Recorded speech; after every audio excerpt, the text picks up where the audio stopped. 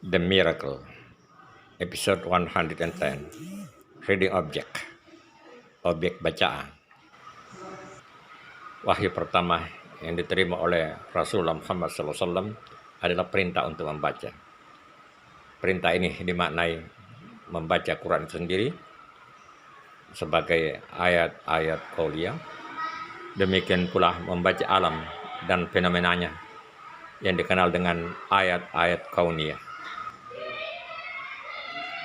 Keberadaan benda-benda langit di tempatnya dan peredarannya, keberadaan gunung, dan kehidupan dari berbagai makhluk di bumi adalah objek bacaan yang akan mengarah pada satu kesimpulan bahwa ini tidak mungkin terjadi dengan sendirinya, melainkan ada yang maha pencipta, yang maha kuasa, yang mengatur segala sesuatu.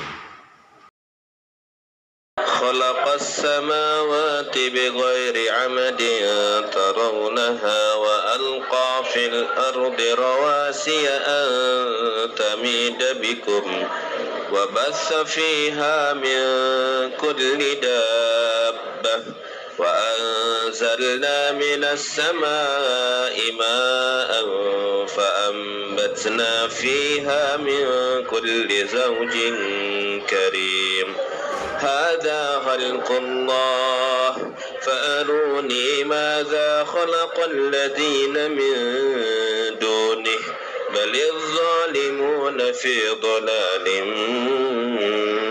مبين. Dia menciptakan langit tanpa tiang yang kamu melihatnya, dan dia meletakkan gunung-gunung di permukaan bumi supaya bumi itu tidak menggoyangkan kamu.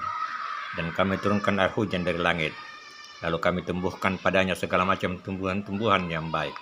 Luqman 10. Inilah ciptaan Allah, maka perlihatkanlah olehmu kepada aku apa yang telah diciptakan oleh sembahan-sembahanmu selain Allah. Sebenarnya orang-orang yang zalim itu berada dalam kesesatan yang nyata. Luqman 11. Keteraturan benda-benda langit yang beredar pada orbitnya, yang mempengaruhi cuaca di bumi, sehingga memungkinkan makhluk dapat hidup di permukaan bumi. Orang-orang cerdas yang menggunakan pikirannya akan menyadari bahwa tidak mungkin objek-objek tersebut mengatur dirinya sendiri, melainkan mereka tunduk pada suatu sistem. Sistem itu yang membuat planet-planet beredar dari kanan ke kiri. Semuanya patuh pada sistem tersebut, seperti halnya atom, di mana nuklis dikelilingi oleh unsur-unsur lain yang berputar semua dari kanan ke kiri tanpa terjadinya tabrakan.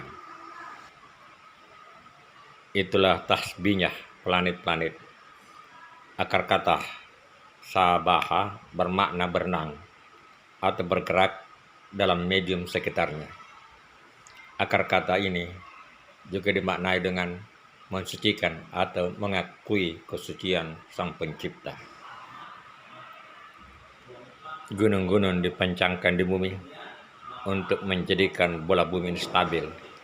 Hal ini kemudian diakui oleh ahli-ahli geologi yang memiliki pengetahuan bahwa pegunungan di samping menjulang ke atas, gunung-gunung tersebut juga menancap ke bawah ke perut bumi.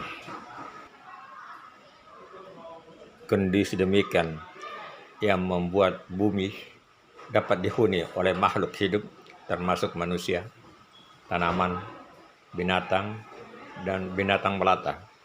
Hingga saat ini diketahui bahwa di antara jutaan bahkan miliaran planet-planet, hanya bumi yang diketahui memiliki persyaratan untuk ditinggali oleh makhluk hidup. Entah ada penemuan baru di masa datang. Hujan yang jatuh dari langit sebagai proses pengembalian atau pemurnian, sehingga air yang mulanya menguap berasal dari berbagai tempat yang kotor maupun yang bersih menjadi bersih kembali dan dikirim kembali ke bumi sebagai sumber hayati makhluk hidup yang ada di permukaan bumi. Orang-orang cerdas yang ingin menggunakan akalnya akan menyadari bahwa ada pencipta yang menjaga alam ini sesuai apa yang disampaikan oleh para rasul berdasarkan prinsip-prinsip ajaran yang berkelanjutan. Apakah ada pencipta selain Allah yang dapat menciptakan sistem demikian indah? Jika hanya mengandalkan pikiran itu akan hanya menjadi dugaan dan tidak akan pernah sampai pada kebenaran sejati.